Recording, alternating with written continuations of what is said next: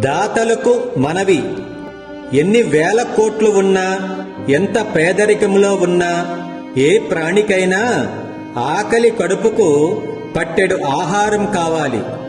అయితే మన దగ్గర ధనం ఉందని ఆకలితో ఉన్నవాళ్లు మన దగ్గరకు వస్తారా? రారు. ఎందుకంటే మన ధనం ధర్మంగా సద్వినియోగం అవ్వాలంటే అదృష్టం ఉండాలి.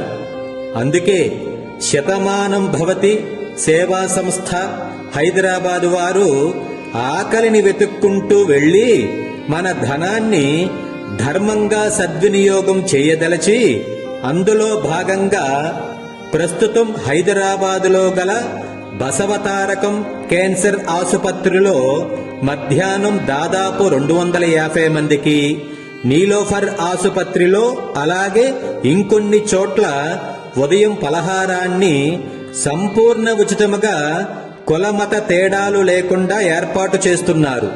అయితే ఇలాంటి అన్నదాన సేవలు దశాబ్దాలు కొనసాగాలంటే దాతలు ముందుకు వచ్చి మీ పుట్టినరోజులు, పెండ్లి రోజులు, పుణ్యతిథులు మొదలగు కార్యక్రమాలను పురస్కరించుకొని సంవత్సరానికి ఒక్కరోజు కొంత ధనమును రసీదు ద్వారా లీగల్గా చెల్లించి మీరు కూడా ఆకలి కడుపుకు అన్నం కావలసినదిగా మనవి.